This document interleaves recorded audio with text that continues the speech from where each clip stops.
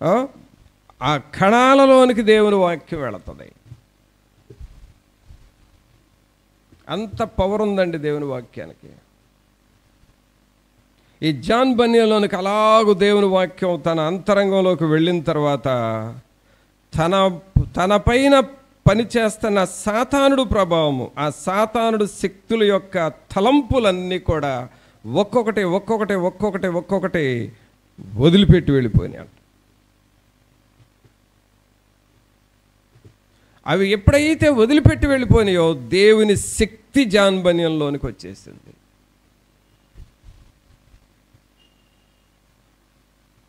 ఆ తర్వాత దేవుని దర్శనం పొందాడు, దేవుని స్వరం విన్నాడు. ఆ తర్వాత దేవుని కొరకు ఆయన కూడా జైల్లోకి వెళ్ళాడు.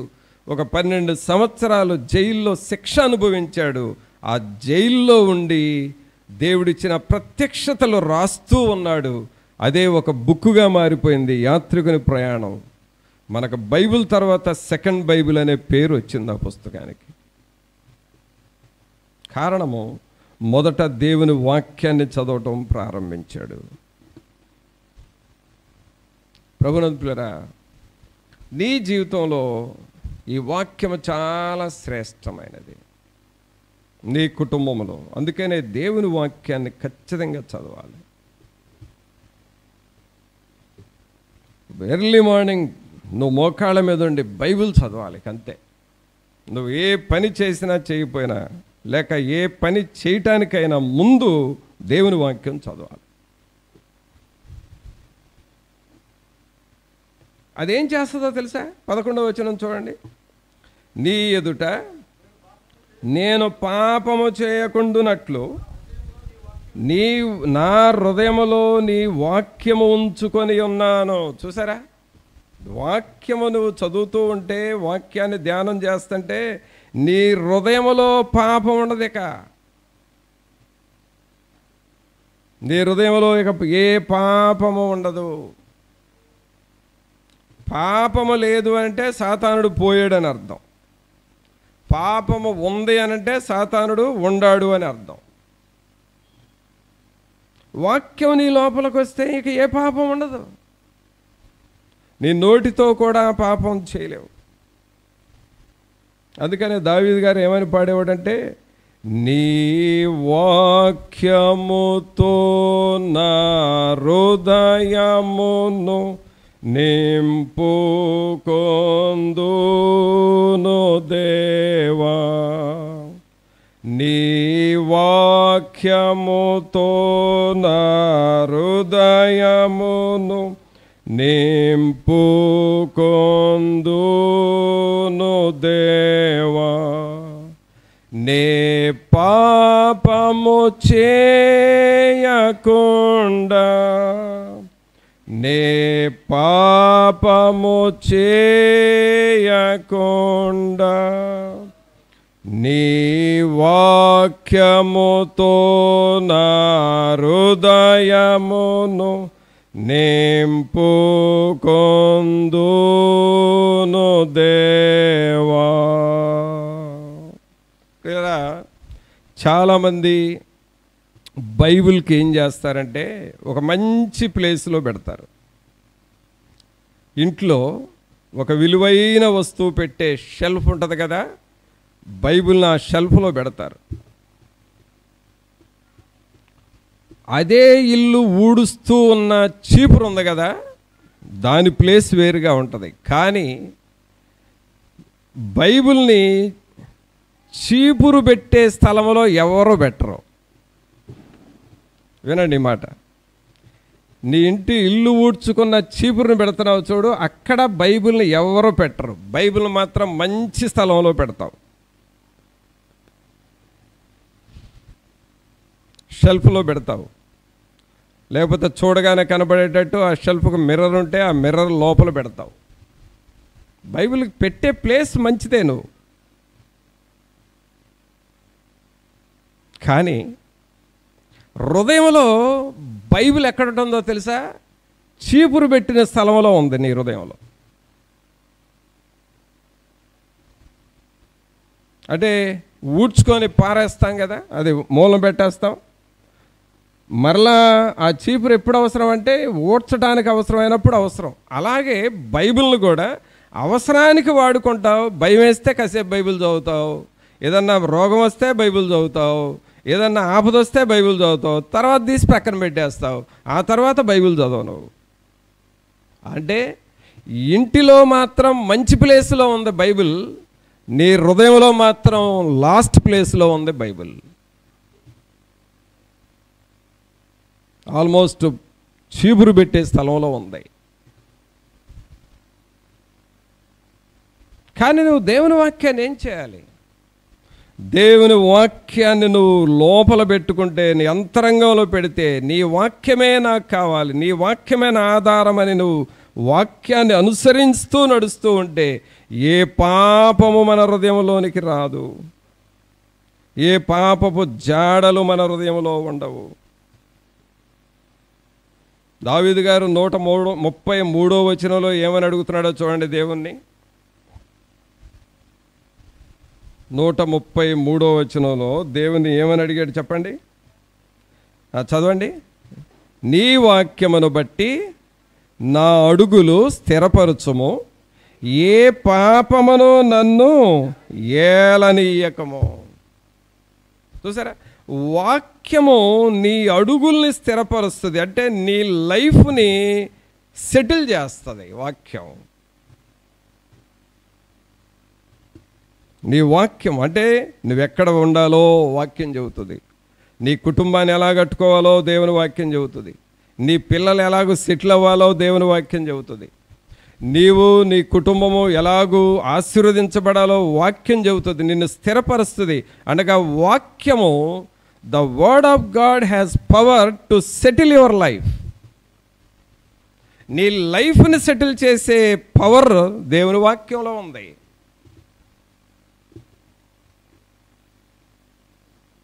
ఎలా సెటిల్ అవ్వాలో, ఏం చేయాలో అర్థం కాదు అని అనుకోని అవసరం లేదు. వాక్యానికి నువ్వు లోబడితే వాక్యం నిన్ను సెటిల్ చేస్తుంది, వాక్యం నీ పిల్లల్ని సెటిల్ చేస్తుంది, వాక్యం నీ ఫ్యూచర్ని సెటిల్ చేస్తుంది. వాక్యము నీ జీవితానికి చక్కని స్ట్రక్చర్, ఆ నిర్మాణాన్ని ఇస్తుంది.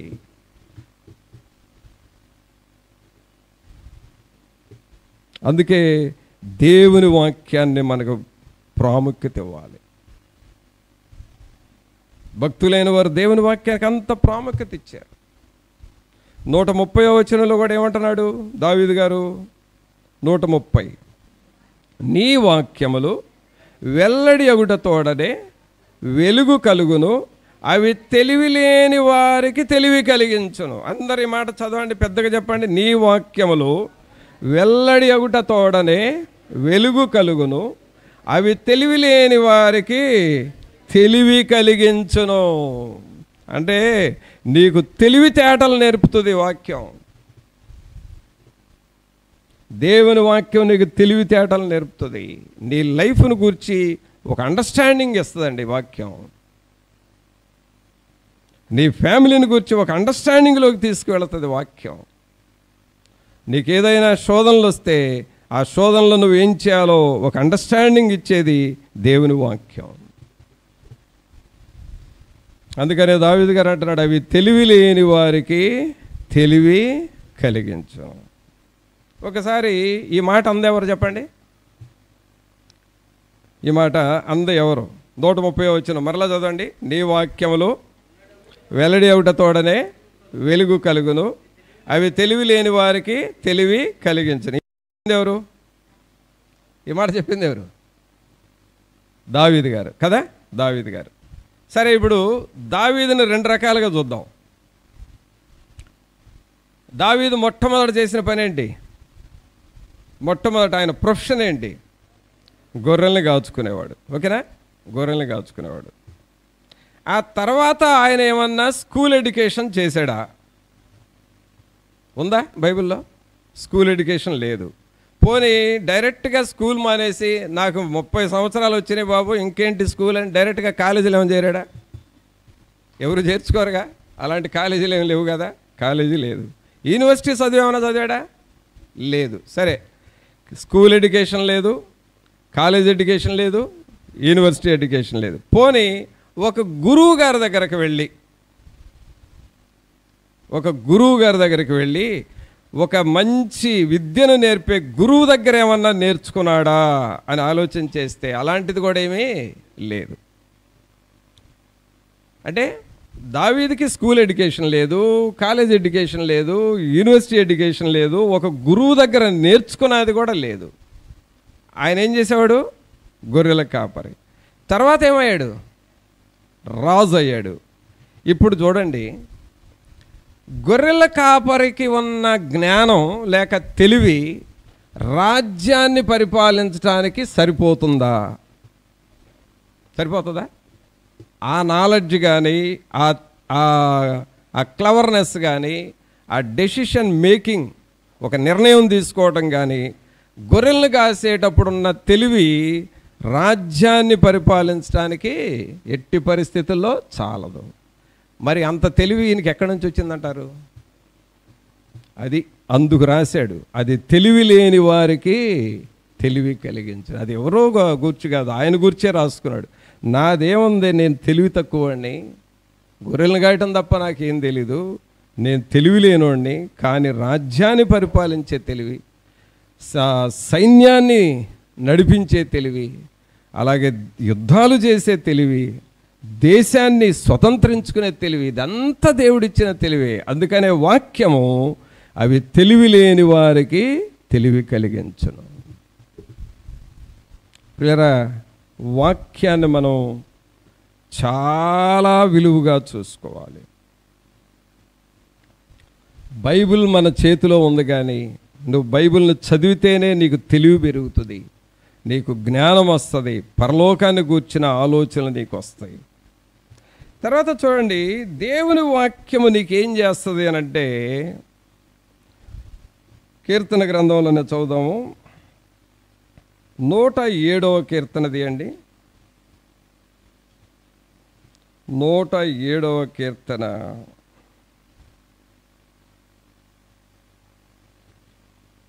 దేవుని వాక్యం మనకు చేసే పని ఏంటంటే, 20వ వచనం చూడండి. ఆయన తన వాక్కును పంపి వారిని బాగు చేసెను, ఆయన వారు పడిన గుంటలలో నుండి వారిని విడిపించెను. దేవుని వాక్యానికి ఉన్న శక్తి ఏమిటంటే, ఆయన తన వాక్కును పంపి వారిని బాగు చేసెను. అనగా వాక్యానికి బాగు చేసే లక్షణాలు ఉన్నాయి. అంటే ఆరోగ్యాన్ని ఇస్తుంది. దేవుని వాక్యము నీకు ఆరోగ్యాన్ని ఇస్తుంది. The word of God is medicine. The word of God is a hospital. The word of God is a doctor. The word of God gives good health. దేవుని వాక్యము నీకు ఆరోగ్యాన్ని ఇస్తుంది.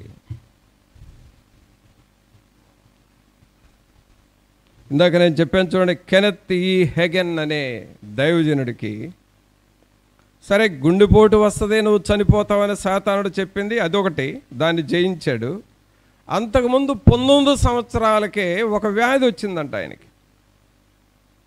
At the age of 19 years, 19 సంవత్సరాలకి పెద్ద వ్యాధి వచ్చింది. ఆ వ్యాధిని చూయించుకోవడం కోసం హాస్పిటల్కి వెళ్ళాడు. డాక్టర్స్ చూసి, ఆల్మోస్ట్ నీ బాడీ డెడ్ పొజిషన్లో ఉంది, ఇక నువ్వు ఒక కొన్ని రోజులు మాత్రమే బ్రతుకుతావు, నీ లైఫ్ అయిపోయింది. ఇప్పుడు 19 years కదా నీకు, 19 years కూడా కంప్లీట్ అవుతాయి అని చెప్పలేము. 20th year, 20వ సంవత్సరం వచ్చేసరికి ఇక నువ్వు ఉండవు, నువ్వు చనిపోతావు అని చెప్పేశారంట డాక్టర్లు. ఆ టైంలో ఇదే వాక్యాన్ని పట్టుకున్నాడు ఆయన. ఏ వాక్యం? 20వ వచనం.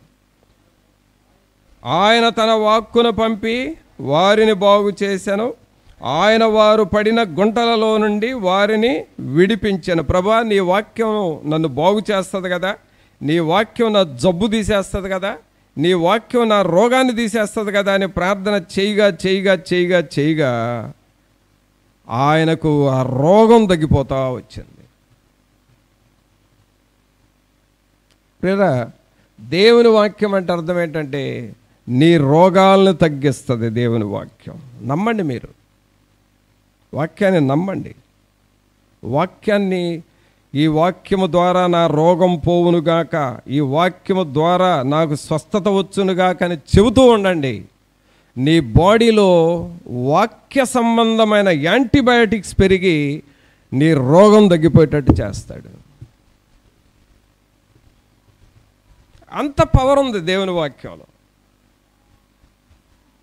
దేవుని వాక్యంలో అంత పవర్ ఉంది.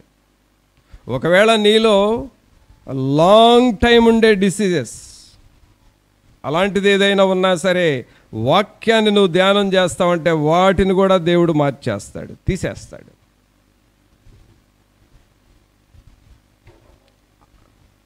ఏమని చదువుతున్నావు? ఆయన తన వాక్కును పంపి వారిని బాగు చేశాను.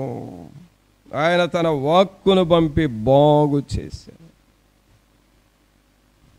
ఆయన వాక్యాన్ని నీకు ఇస్తా ఉన్నాడు. ప్రభా, ఈ వాక్యము ద్వారా నన్ను స్వస్థపరచండి, ఈ వాక్యము ద్వారా నాకు విడుదల ఇవ్వండి అని నువ్వు ప్రార్థన చేస్తూ ఉంటే నీకు స్వస్థత ఆటోమేటిక్గా వస్తుంది. అది ఎలాంటి బలహీనత అయినా సరే శరీరంలో నువ్వు దేవుణ్ణి అడుగుతూ ఉంటే దేవుడు తప్పకుండా స్వస్థపరుస్తాడు.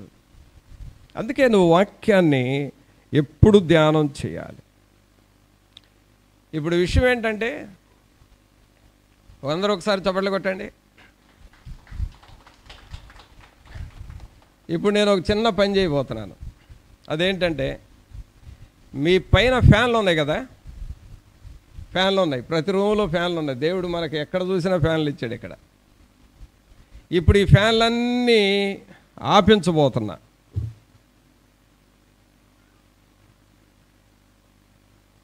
అన్ని ఫ్యాన్లు ఆపేసేయాలి, ఎక్కడోళ్ళు అక్కడ. ఏ రూమ్లో వాళ్ళు ఆ రూమ్లో ఇప్పుడు అన్ని రూముల్లో ఫ్యాన్లు ఆపేసేయాలి. నా పైన ఉన్న ఫ్యాన్ కూడా. చెప్పేది అనరా బాబు.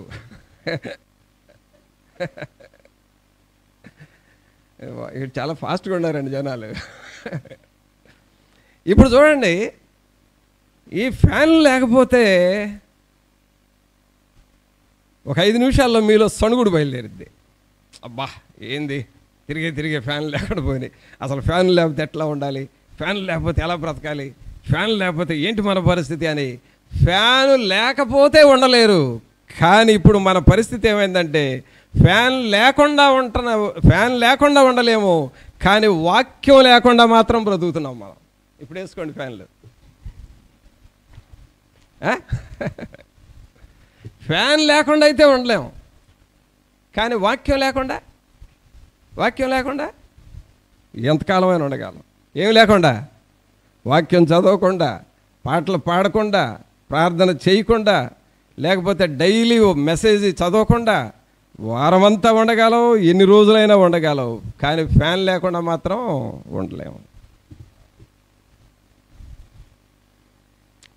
ప్రియులారా, మన లైఫ్ ఎలాగ మారిపోవాలంటే, నీవు లేకుండా నేను ఉండలేనయ్యా అని చెప్పాలి. అందరూ చెప్పండి అన్నమాట. నీవు లేని రోజు అసలు రోజే కాదయ్యా, నీవు లేని బ్రతుకు అసలు బ్రతుకే కాదయ్యా. చప్పట్లు కొట్టండి.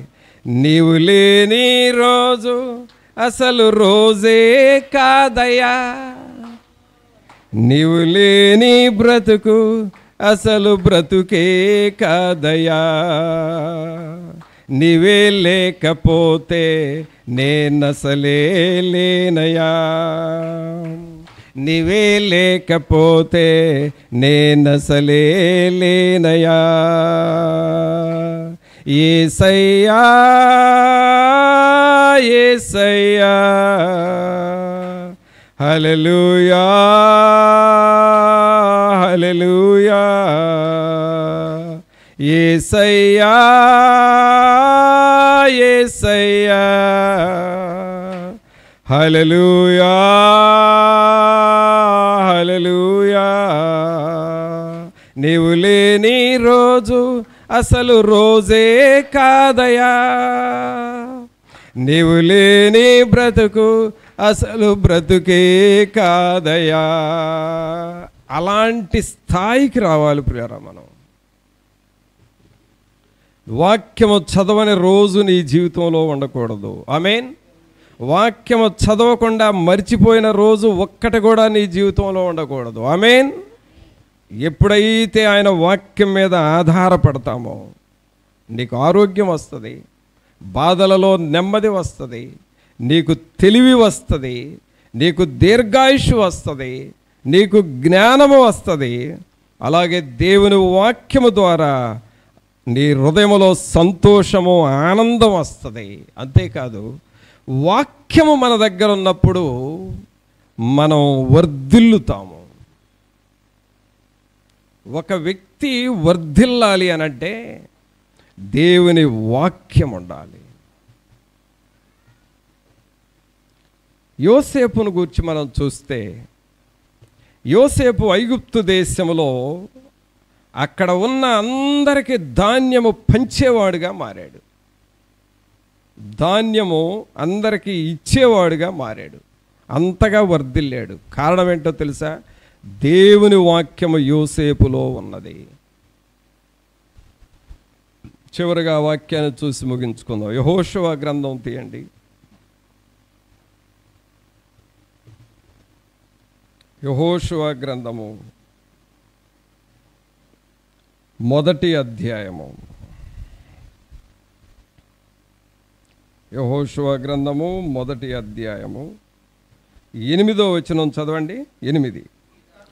ఈ ధర్మశాస్త్ర గ్రంథమును నీవు బోధింపక తప్పిపోకూడదు, దానిలో రాయబడిన వాటన్నిటి ప్రకారము చేయుటకు నీవు జాగ్రత్త పడినట్లు దివారాత్రము దాన్ని ధ్యానించిన ఎడల నీ మార్గమును వర్ధిల్లజేసుకొని చక్కగా ప్రవర్తించదు. ఏమవుతామంట? మనం వర్ధిల్లుతాము.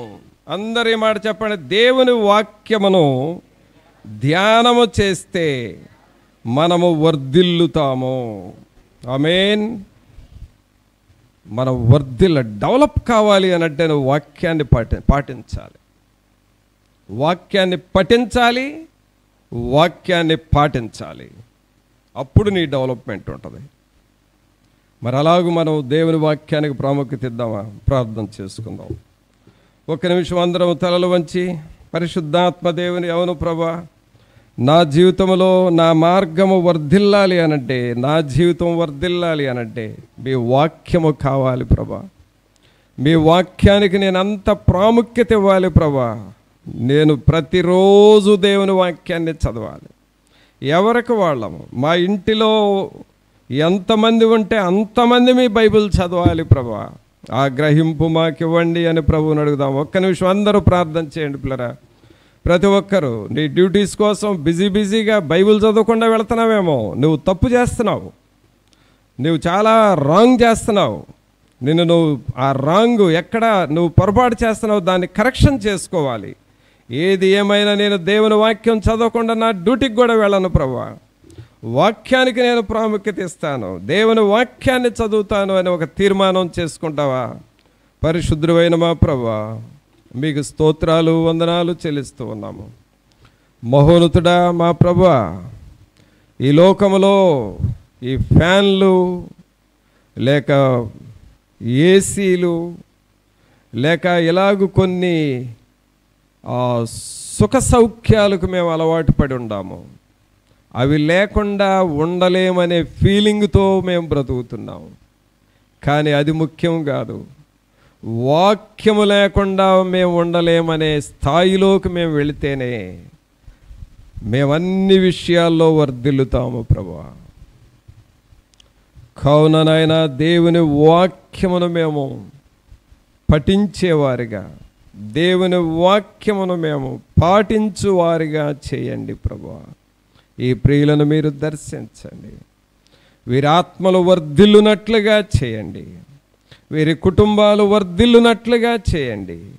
వీరి యొక్క గృహాలు, ఆర్థిక పరిస్థితులు, ఆత్మీయ పరిస్థితులు, ఆరోగ్య పరిస్థితులు, కుటుంబ సంబంధాలు మెరుగుపరచమని ప్రార్థన చేస్తూ ఉన్నాము. తండ్రి, మిమ్మల్ని స్తుతిస్తూ ఉన్నాము. మీ వాక్యమును అలాగూ మేము ధ్యానించువారిగా చేయమని, ఈ ప్రియులను వాక్యములో స్థిరపరచమని నజరేయుడైన యేసు నామమున అడిగి వేడుకొనుచున్నాము తండ్రి. ఆమేన్. మన తండ్రి అయిన దేవుని ప్రేమ, కుమారుని కృప, పరిశుద్ధాత్మని యొక్క సన్నిధి అయిన సహవాసము ఇప్పుడును ఎల్లప్పుడూ మనందరికీ తోడుగా ఉండి సహాయము చేయునుగాక. ఆమేన్.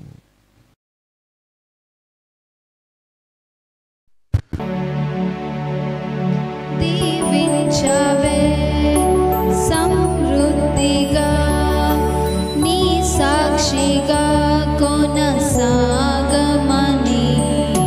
ప్రేమించవే నన్ను ప్రాణంగా, నీ కోసమే నన్ను బ్రతకమని, దారులలో ఎడారులలో సెలయేరులై ప్రవహించుమయా,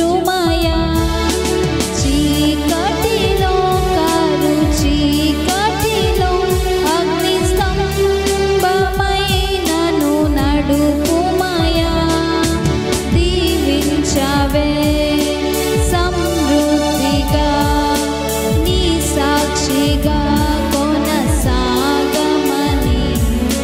ప్రేమించవే నన్ను ప్రాణంగా, నీ కోసమే నన్ను బ్రతకమని, నువ్వే లేకుండా నేనుండలేను యేసయ్యా,